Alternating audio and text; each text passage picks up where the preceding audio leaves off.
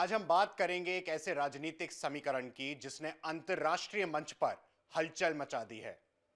आज हम बात करेंगे डोनाल्ड ट्रंप, पाकिस्तान और आर्मी चीफ आसिम मुनीर की। नमस्कार, मेरा नाम है यश कौशिक और आप देख रहे हैं बात साफ है। तीन नाम, तीन अलग अलग ताकतें, लेकिन अब एक साथ आते दिख रहे हैं। पर सबसे बड़ा सवाल क्या है? पाकिस्तान को तो शायद यह समीकरण रास ही आ रहा होगा, लेकिन बाकी दुनिया ट्रंप के इस झुकाव से इतनी असहज क्यों है? आखिर डोनाल्ड ट्रंप को पाकिस्तान को लेकर इतनी हमदर्दी क्यों है? और दुनिया के तमाम देश ट्रंप को लेकर इतने सतर्क और सशंकित क्यों हैं? चलिए शुरू करते हैं और आपको समझाने की कोशिश करते हैं। ट्रंप और पाकिस्तान, पुराना रिश्ता, नई गर्मजोशी। डोनाल्ड ट्रंप जब पहली बार राष्ट्रपति बने थे तो पाकिस्तान के साथ उनके रिश्ते कुछ खास नहीं थे। उन्होंने खुलेआम पाकिस्तान पर आरोप लगाए थे कि वो आतंकियों को पनाह देते हैं। 2018 में तो उन्होंने पाकिस्तान की सैन्य मदद तक रोक दी थी। लेकिन 2019 आते ही कहानी पलट गई, यानी कि एकदम विपरीत हो गई। शहबाज शरीफ और खासकर पाकिस्तानी आर्मी के साथ ट्रंप के रिश्ते गर्माहट में आने लगे। उस वक्त पाकिस्तान के प्रधानमंत्री इमरान खान थे, लेकिन बैक चैनल डिप्लोमेसी में सेना ही आ गई थी। अब जब 2025 में ट्रंप फिर से राष्ट्रपति हैं यूएसए के, तो पाकिस्तान के आर्मी चीफ यानी कि आसिम मुनीर और प्रधानमंत्री यानी कि शहबाज शरीफ से उनकी दोस्ती फिर चर्चा में है, और यह चर्चा पूरे विश्व में हो रही है। अगर सूत्रों की माने तो आसिम मुनीर की ट्रंप से कुछ ऐसी सलाहकारी बातचीत हो रही है जिससे मीटिंग्स हो चुकी हैं। शहबाज शरीफ की सरकार के लोग ट्रंप कैंप से लगातार संपर्क में हैं, और ट्रंप पाकिस्तान को एक स्ट्रेटेजिक पार्टनर के तौर पर भी देख रहा है, खासकर अफगानिस्तान और चीन के एंगल से। दुनिया क्यों चिंता में है, यह जानना बहुत जरूरी है। इस पे बात साफ करनी बहुत जरूरी है कि दुनिया ट्रंप और पाकिस्तान को लेकर चिंता में है, या फिर पूरी दुनिया इस पार्टनरशिप को कैसे देख रही है। सवाल उठता है, अगर ट्रंप और पाकिस्तान एक दूसरे के करीब आ रहे हैं तो इससे बाकी दुनिया को क्या दिक्कत हो रही है? बहुत सारी दिक्कतें हैं। अगर हम बात करें तो अमेरिका की पारंपरिक विदेश नीति को झटका लग रहा है। ट्रंप अक्सर एस्टैब्लिशमेंट के खिलाफ जाते हैं, वो नेशनल सिक्योरिटी एजेंसी को नजरअंदाज करते हैं। पाकिस्तान से करीबी बढ़ाना सीआईए, पेंटागन और स्टेट डिपार्टमेंट को नाराज कर सकता है। भारत अमेरिका संबंधों पर भी असर पड़ेगा। भारत और अमेरिका के बीच इस समय रणनीतिक साझेदारी चरम पर है। Quad, defence field, trade sector, ये सब एकदम टॉप पर है। लेकिन अगर ट्रंप पाकिस्तान को तरजीह देने लगेंगे तो भारत के लिए यह चिंता का विषय होगा। तीसरी ओर अगर बात करें, यूरोप की नजर में ट्रंप अविश्वसनीय नेता हैं। फ्रांस, जर्मनी, ब्रिटेन जैसे कई देश ट्रंप को अब भी उस नेता के तौर पर देखते हैं जिसने नेटो को कमजोर करने की कोशिश की थी। अब वही ट्रंप अपने टैरिफ से पूरी दुनिया को डरा भी रहे हैं। लेकिन वही डोनाल्ड ट्रंप अगर पाकिस्तान जैसे सुरक्षा झंझट वाले देश को बढ़ावा देंगे, जहां पे सुरक्षा का कोई नामो निशान नहीं है, जहां पे खुद की पॉलिटिक्स का कोई नामो निशान नहीं है, तो यूरोप का सतर्क होना लाजमी है। चाइना को देकर नरम दिख रहे हैं ट्रंप। कुछ एक्सपर्ट्स का मानना है कि ट्रंप चाइना पर सख्त बयानबाजी करते हैं, लेकिन उनकी नीतियां लॉन्ग टर्म कंटेनमेंट स्ट्रैटेजी से मेल नहीं खाती। पाकिस्तान और चाइना की दोस्ती जग जाहिर है। अगर ट्रंप पाकिस्तान को ज्यादा महत्व देंगे तो परोक्ष रूप से चीन को भी स्पेस मिल सकता है। शहबाज, आसिम, ट्रंप समीकरण, अगर इन तीन लोगों के समीकरण को समझना पड़े तो किसके लिए फायदेमंद रहेगा? अब बात करें इस समीकरण की संभावित लाभ और हानियों की। अमेरिका से सैन्य मदद, आईएमएफ में सपोर्ट और अंतर्राष्ट्रीय इमेज सुधारने का मौका। अब शहबाज शरीफ और आसिम मुनीर चाहते हैं ट्रंप के माध्यम से कि हमारी छवि यानी कि पाकिस्तान की छवि वर्ल्ड स्टेज में सुधारी जाए।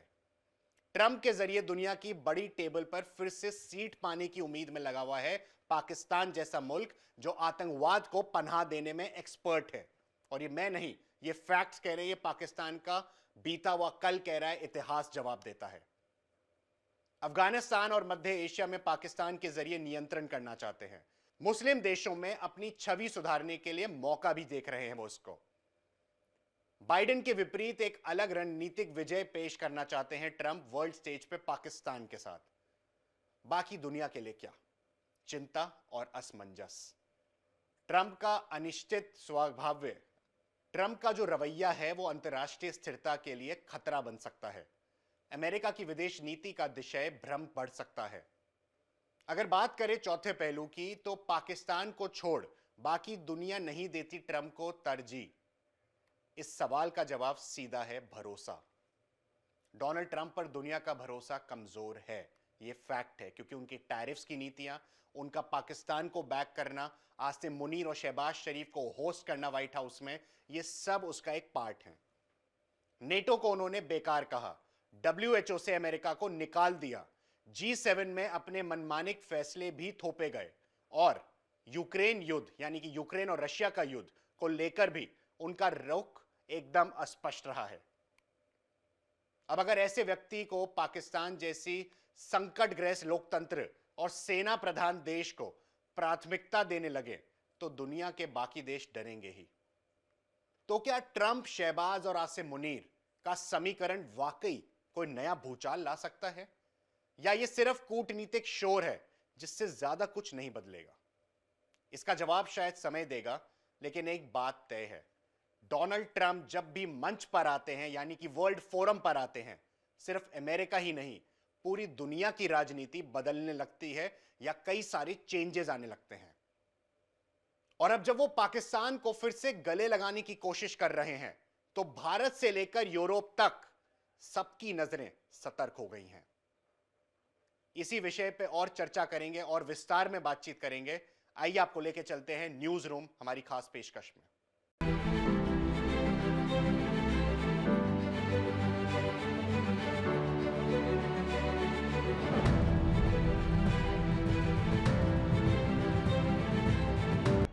शुक्रिया यश आपका। यश ने हमें बताया कि अमेरिका और बाकी मुल्कों के बीच जो रिश्ते हैं वो डोनाल्ड ट्रंप के सत्ता में आने के बाद किस तरह से बदले हैं। नमस्कार, मैं हूं आशीष सिन्हा, न्यूज रूम में आपका स्वागत है।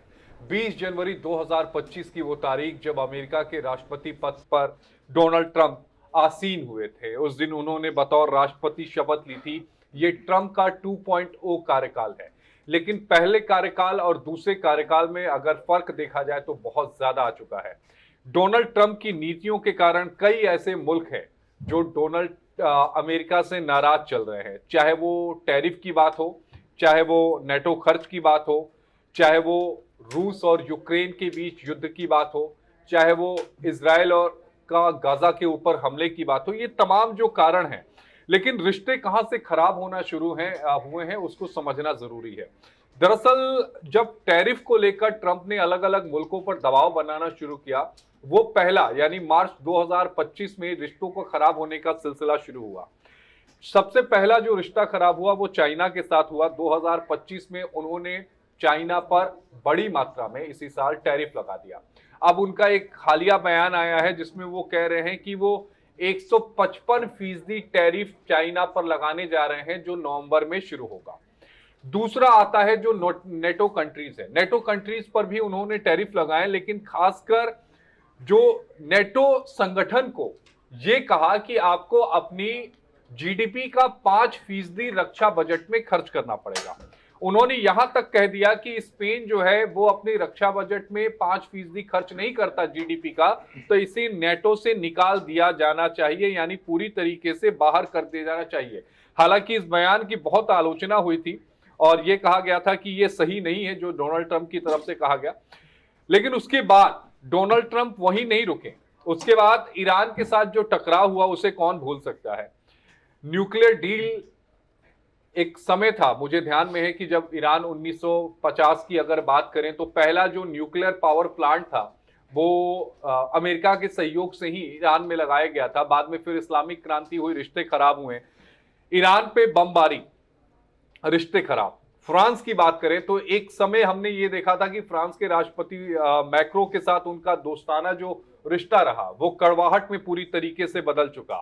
ट्रंप ने उन्हें पेरिस क्लाइमेट एग्रीमेंट से बाहर निकालने का फैसला किया, यानी फ्रांस को, जिसका एक बहुत बड़े पैमाने पर विरोध हुआ। बात तुर्की की भी करेंगे क्योंकि सीरिया नीति और हथियार डील को लेकर तुर्की जो है वो भी खफा चल रहा है। बात कनाडा की भी करनी जरूरी हो जाएगी, क्योंकि कनाडा को डोनाल्ड ट्रंप अमेरिका का ही एक राज्य बताते हैं और कहते हैं ये अमेरिका का 51वां राज्य है, और वहां से भी उनके रिश्ते तल्ख होने शुरू हो गए। मैक्सिको की बात करें तो मैक्सिको में इमिग्रेशन और बॉर्डर जो सील किया गया है उससे मैक्सिकन लोगों को बहुत ज्यादा दिक्कतें हुई हैं, जिसके कारण हम अमेरिका की अलग अलग जगहों पर विरोध प्रदर्शन जो है वो देख रहे हैं। वेनेजुला के साथ भी उन्होंने वेनेजुला के राष्ट्रपति निकोलस मादुरो को तानाशाह बता दिया, तो वेनेजुला के साथ भी उनके रिश्ते खराब हो गए। रूस के साथ एक समय ऐसा लग रहा था कि डोनाल्ड ट्रंप के रिश्ते अच्छे होंगे, लेकिन कल देर शाम ही उन्होंने एक बयान दे दिया और ये कहा कि मैं जो बुदापेस्ट में यानी हंगरी में जो मीटिंग होने वाली थी जिसमें यूक्रेन की शांति की बात होने वाली थी, वो मैं रूस के साथ नहीं करने वाला, मैं अपना समय बर्बाद नहीं करना चाहता। उन्होंने दरकिनार कर दिया। दक्षिण कोरिया पे वो विजिट में जाने वाले हैं अगले 1-2 महीने में, लेकिन उन्होंने साफ तौर पर कर दिया कि अमेरिका की सुरक्षा का खर्च जो है वो सियोल को उठाना चाहिए। बात अगर भारत की जाए तो भारत के प्रधानमंत्री नरेंद्र मोदी और डोनाल्ड ट्रंप के बीच में संबंध बहुत अच्छे हैं, लेकिन पिछले कुछ समय से जो डोनाल्ड ट्रंप की नीति है, चाहे वो टैरिफ को लेकर उनकी बात हो, जो भारत पर 25% की पेनल्टी भी लगाई गई और 25% अतिरिक्त टैरिफ भी लगाया गया, कुल 50%, उससे रिश्तों में कड़वाहट आई हो। दूसरी बात, जो उन्होंने भारत और पाकिस्तान के बीच जो युद्ध विराम हुआ उसका क्रेडिट 40 बार से ज्यादा खुद को क्लेम किया, उससे भी रिश्तों में कड़वाहट आई है। तो कई सारी चीजें हैं जिससे डोनाल्ड ट्रंप जब अमेरिका की सत्ता में आए तो शायद ही ऐसा एक मुल्क पाकिस्तान के रूप में बसता है, क्योंकि पाकिस्तान जो है वो आईएमएफ के द्वारा दिए गए भीख के पैसे पर चलता है, और आईएमएफ पर अगर किसी का कंट्रोल है तो वो अमेरिका का है, और आईएमएफ अमेरिका के कहने पर ही पाकिस्तान को पैसे देता है। और यही वजह है कि अमेरिका जो है, चाहे आप शहबाज की बात कर लीजिए, चाहे आप मुनीर की बात कर लीजिए, वो डोनाल्ड ट्रंप के किस्से या फिर उनके तारीफ में जो किस्से जो हैं वो गढ़ते चलते हैं। शिवम, बिल्कुल, क्योंकि बात हम आज पाकिस्तान की भी कर रहे हैं, डोनाल्ड ट्रंप की भी कर रहे हैं, और कैसे बाकी दुनिया इनको तरजीह नहीं देती है, यानी इग्नोर करती है। इग्नोर करने का ये कारण है कि वो अपने फैसले वापस लेते हैं या उन्हें चेंज करते हैं। दूसरी बात, बार बार उनके दावों को लेकर भी मैं एक बार ये बात जरूर उठाना चाहूँ, कई बार मैंने उठाई है कि जब भी डोनाल्ड ट्रंप कहते हैं कि मैंने युद्ध रुकवाया, वो अपना दावा करते हैं, वो उससे उनको खुशी मिलती है, वो इस बात का क्रेडिट लेना चाहते हैं, वो 7 से 8 युद्धों की बात करते हैं। लेकिन मैं कहता हूं कि दुनिया डोनाल्ड ट्रंप के विरुद्ध हो, उसमें हमें ये समझना होगा, भारत के रिश्ते कभी डोनाल्ड ट्रंप से खराब नहीं हुए थे और ना ही होने थे, पर खराब कैसे हो गए ये भी हमें समझना चाहिए। हर चीज में आग लगाने में बहुत अच्छा योगदान जो है वो हमारे विपक्ष का है। डोनाल्ड ट्रंप ने वहां दावा किया नहीं किया, वो बात वहां खत्म हो गई थी, लेकिन बार बार जो है, बार बार विपक्ष ने पूछा कि भाई अरे उन्होंने ऐसा बोल दिया, आप जवाब क्यों नहीं देते, उन्होंने ऐसा कह दिया, आपको जवाब देना चाहिए, उन्होंने ये बात कह दी, आप जवाब क्यों नहीं देते। जब भारत जवाब नहीं दे रहा था तो हमारे रिश्ते फिर भी ठीक थे। मुझे लगता है ये सारी की सारी जो आग है या फिर पेट्रोल है, घी है, सब मिला के जो डाला है वो विपक्ष ने डाला है। देखिए, विपक्ष ने एक फेक नैरेटिव भी सेट किया। उन्होंने कहा कि भाई आपने पाकिस्तान को इन्फॉर्म किया, जबकि एक्सटर्नल अफेयर्स मिनिस्टर की तरफ से ये बात कही गई थी हमने हमला किया, उसके बाद हमने पाकिस्तान को बताया कि हमने हमला किया, और ये हमारा हमला केवल टेररिस्ट जो ऑर्गेनाइजेशंस थे जो भारत विरोधी हैं उनके कैंप से। अब विपक्ष ने इसको भी उठा के बोल दिया कि आपने पाकिस्तान को बाकायदा पहले से इन्फॉर्म कर दिया था। तो एक नैरेटिव ये। तो मैं कह रहा हूं कि भाई भारत की डिप्लोमेसी को बर्बाद करने के लिए डोनाल्ड ट्रंप जिम्मेदार नहीं है भारत और अमेरिका के रिश्तों खराब करने के लिए, इसमें विपक्ष बहुत ज्यादा जिम्मेदार है। विपक्ष ने आग लगा दी बार बार कि भाई उसने ऐसा कहा, तुम जवाब क्यों नहीं देते। मान लो मैं आपको बार बार बोलूं कि गितू पलक ने आपको ऐसा कहा था, आप जवाब क्यों नहीं देती, हालांकि आपके रिश्ते अच्छे हैं, लेकिन मैं जानबूझकर पोक करता रहूं और आप उनसे लड़ पड़े। तो वो विपक्ष चाहता था, विपक्ष इसमें कामयाब हुआ, लेकिन इससे नुकसान जो है वो देश को हुआ। क्यों प्रधानमंत्री नरेंद्र मोदी बहुत आराम से कोई भी बात करते हैं, क्योंकि डोनाल्ड ट्रंप से हमारे रिश्ते बहुत अच्छे रहे। नमस्ते ट्रंप, हाउडी मोदी, ये तमाम चीजें ये हुई हैं, और इंडियन डायस्पोरा अमेरिका में एक बहुत अहम किरदार निभाता है। डोनाल्ड ट्रंप के जीतने में योगदान हिंदुओं का भी रहा है, इंडियन डायस्पोरा का भी रहा है। लेकिन पाकिस्तान के नैरेटिव को सपोर्ट करने वाले कुछ स्टेटमेंट्स के रूप में मैं इसको कहूंगा, जो विपक्ष का साथ आ गया। इससे भारत और उनके रिश्ते जो है, भारत और अमेरिका के रिश्ते खराब हो गए। दो चार लाइनें और मैं यहां पर कर लूं कि भाई पाकिस्तान तरजीह क्यों देता है, उसका बड़ा साफ ये है कि भाई वो तो जूता भी चाट लेगा, वो सबके सामने चाट लेगा, पाकिस्तान को अच्छा भी लगेगा और अच्छे से चाटेगा जूता। तो वो ट्रंप के लिए कुछ भी करेंगे, क्योंकि ट्रंप से उनको पैसे मिलते हैं, उनको आए दिन एक पापा चाहिए होता है। तो अब चाइनीज पापा अब थोड़े से हट गए हैं, थोड़े से पीछे हो गए हैं, तो उनको दूसरे पापा चाहिए थे, तो वो ट्रंप उनके नए पापा हैं। तो अब उनसे उनको पैसे मिल रहे हैं, वो चीजें मिली, तो वो उनका है। अब दुनिया एक लिमिट तक सहेगी। सभी का व्यापार है अमेरिका के साथ, इसलिए हर कोई फूक फूक कर कदम रख रहा था, लेकिन इतना कोई डरने वाला नहीं है। मैं चीन की मैं दाद दूंगा, उन्होंने बड़ा लाइन ड्रॉ कर दी। हो चुके हैं, यानी कि उनकी बातों का कोई भरोसा नहीं किया जा सकता। ट्रंप क्या कुछ बोल दे और फिर किस तरह से यू टर्न ले ले। पाकिस्तान की बात करिए तो मुझे लगता है पाकिस्तान को सबसे ज्यादा सपोर्ट अमेरिका की तरफ से मिल रहा है। अगर हम देखें कि जो युद्ध रुकवाने की बात कहते रहते हैं ट्रंप, और ऐसे में पाकिस्तान को फायदा हुआ, क्योंकि पाकिस्तान की औकात है नहीं वैसे तो लड़ने की, लेकिन यहाँ पर पाकिस्तान को किस तरह से IMF से फंड मिलता है। उसके बाद यहाँ पर एक तरह से पाकिस्तान खत्म हो जाता ऑपरेशन सिंदूर में, जो भारत की तरफ से चलाया गया था, लेकिन यहाँ पर बीच में अमेरिका आ जाता है, ट्रंप की मदद मिल जाती है, और उसके बाद देखिए किस तरह से जो पाकिस्तान है उसकी जान बच जाती है। वरना उसे भी पता है नहीं, ट्रंप की उसमें कोई मदद नहीं मिलती है गीतू, वो तो मिथ्या बात है। क्योंकि पाकिस्तान जो है वो गिड़गिड़ाते हुए हमारे दहलीज पर आया, डीजीएमओ को कहा, उसके बाद हमने कहा कि चलो माफ कर दे।